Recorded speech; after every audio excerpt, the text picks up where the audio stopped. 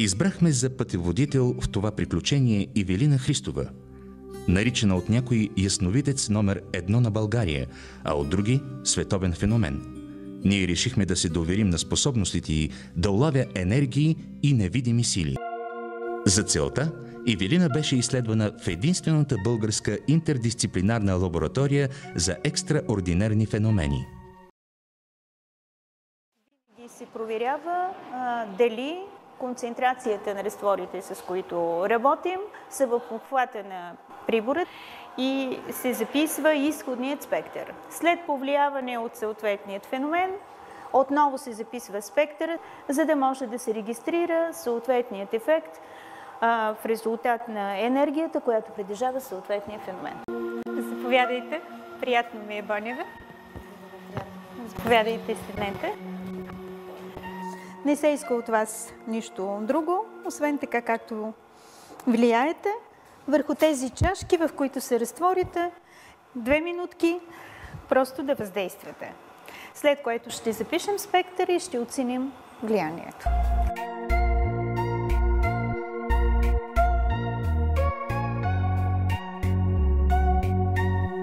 В Шуменския университет вече 20 години екип от специалисти – физици, химици, биолози, лингвисти, медици и други – проучват какви ли не кандидати за феноменална слава. По думите на ръководителя на лабораторията, физика доцент Пенева, в 95% от случаите науката разголва мистиката до нивото на обикновено шарлатанство. Но заради 5% истински необикновени лечители, гадатели, диагностици и ясновидци се струва 20-годишният труд на научните работници. Наблюдавате един от най-важните експерименти. Химикът, доцент Бонева, изследва способността на Ивелина да влияе върху различни вещества.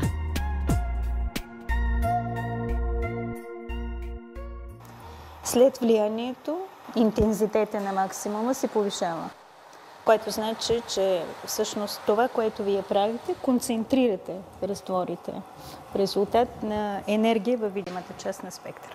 Направените експерименти констатираме, че ефекта на влияние от енергетична гледна точка е на лице. Значи аз усещам, че има проблем в очите. Като преди да вие, като сякаш е минало като бъзет нещо на гущо. Да, имам заболяване на щитовидната жлеза отдавна. Бъбречни заболявания не, но сякаш... Но това ви не е болестно състояние, това е като, как да кажа... Вреден. Да.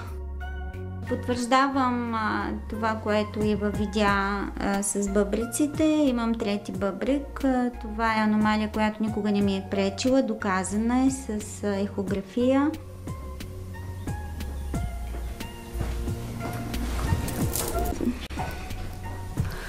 Има някакво образование, но... Да, имам мейома.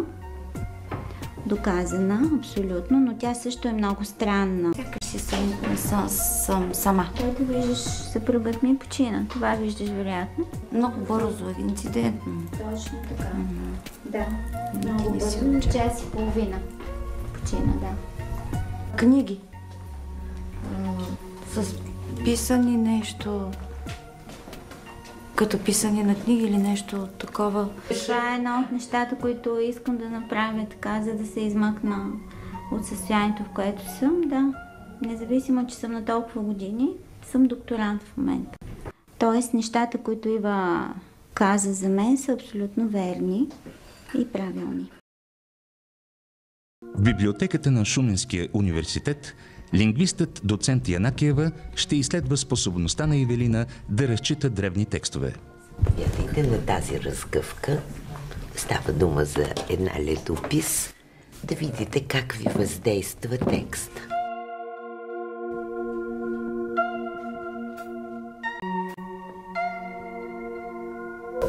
Има като приказка. Има и нещо в стихотворна форма.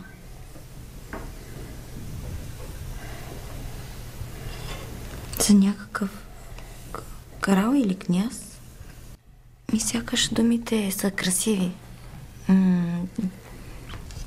Или както в Библията да я въздейства текста, така и този. Но като приказка сякаш. Беше определен много точно.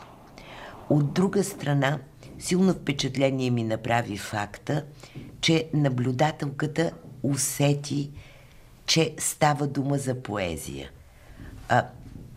Разбира се, този среднобългарски превод на гръцката хроника, преводачите му не са успяли да го предадат в мерена реч, но оригинала, гръцкия оригинал, наистина е бил в поетична форма. И това нейно наблюдение ми се вижда много интересно за изследователите, които ще я наблюдават, защото по никакъв начин това не й беше подсказано предварително. Другото нещо, което тя усети, че става дума, както каза наблюдателката, за персонаж от типа на княз или крал. В дадения случай ставаше дума за византийски император, кесар, по-близък до цар. Бих искала да кажа това, че експериментът беше много чист.